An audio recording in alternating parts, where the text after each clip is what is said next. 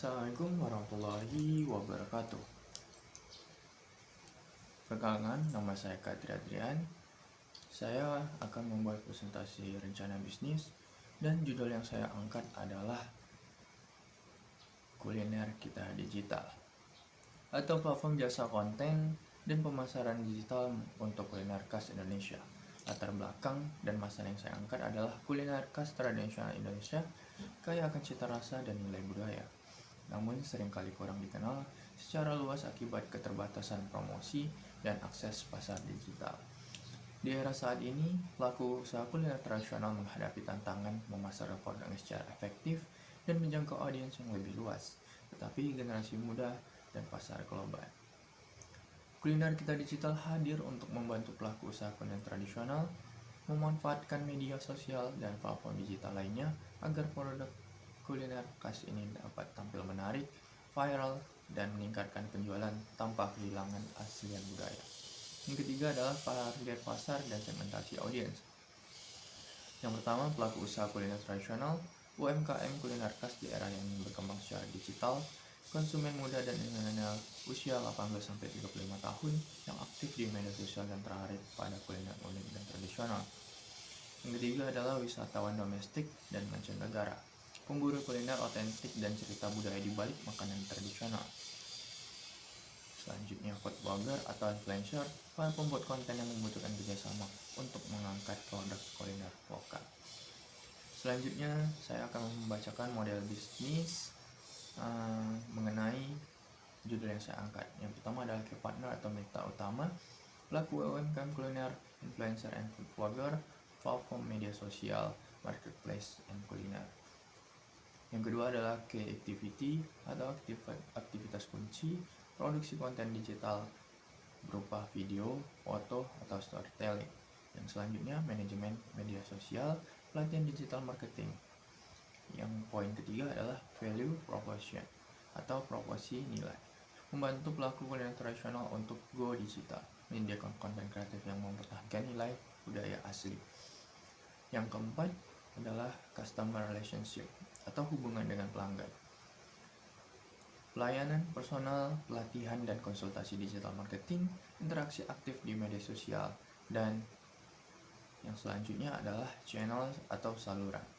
Channel mungkin yang kita pakai bisa di berbagai seperti YouTube, TikTok, Instagram, marketplace online, website perusahaan, dan selanjutnya adalah customer segment atau segmen pelanggan. UMKM kuliner tradisional, konsumen milenial dan wisatawan, food influencer, dan poin ketujuh adalah cost structure atau struktur biaya produksi konten, pemasaran digital, pelatihan, dan pengembangan platform digital. Yang ke-8 adalah revenue stream atau sumber pendapatan, yang biasanya meliputi jasa pembuatan konten, manajemen akun media sosial, sponsorship, dan pelatihan digital. Dan selanjutnya saya akan membahas mengenai strategi pemasaran digital. Yang pertama adalah membuat konten video yang menarik berupa tutorial masak, review kuliner, dan cerita budaya di balik makanan khas. Yang kedua adalah menggunakan influencer lokal and food blogger untuk endorsement dan kolaborasi video viral. Yang ketiga adalah memanfaatkan hashtag challenge di TikTok dan Instagram untuk memunculkan tren kuliner. Yang selanjutnya mengadakan live cooking show secara rutin untuk interaksi langsung dengan audiens. Yang kelima menerapkan strategi SEO untuk website agar mudah ditemukan mencari kuliner khas. Yang kelima mencari kemitraan dengan marketplace untuk kontribusi dan penjualan online. Yang keenam kita akan membahas tentang sumber pendapatan dan proyeksi keuangan sederhana.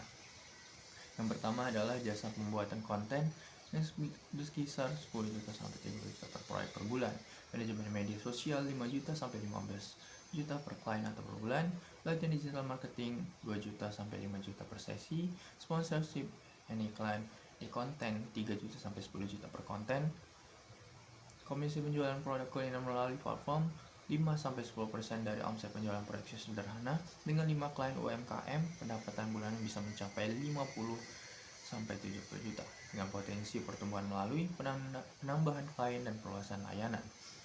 Yang ketujuh, saya akan membahas tentang peran media digital dalam menjalankan usaha. Media digital berperan sebagai yang pertama, platform promosi dan distribusi yang menjangkau audiens luas tanpa batas geografis. Yang kedua adalah alat edukasi dan penyebaran budaya melalui konten yang mengangkat nilai dan cerita kuliner tradisional.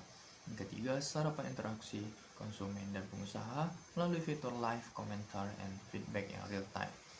Yang kelima, penggerak tren dan viralitas memanfaatkan kekuatan algoritma interaktivitas di platform seperti TikTok dan Instagram.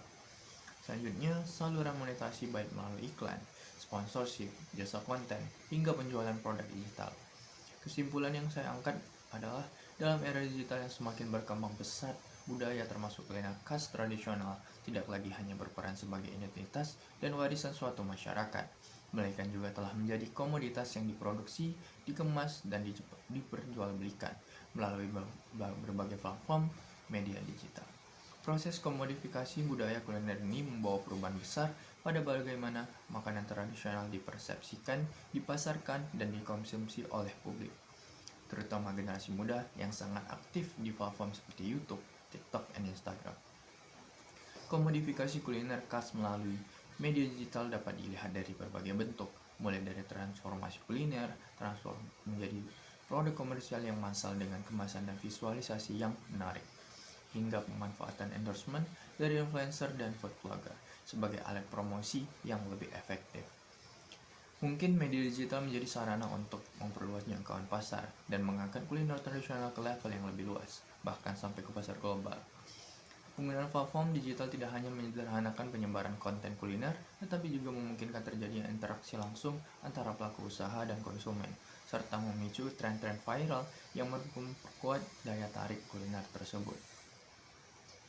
Namun, komodifikasi ini juga memiliki dampak yang kompleks terhadap makna budaya asli kuliner. Nilai tradisional yang terkandung dalam ritual, simbol, dan filosofi kuliner berpotensi tergerus karena adaptasi untuk memenuhi selera pasar atau tampilan visual yang lebih menarik. Mungkin itu saja yang dapat saya sampaikan. Assalamualaikum warahmatullahi wabarakatuh.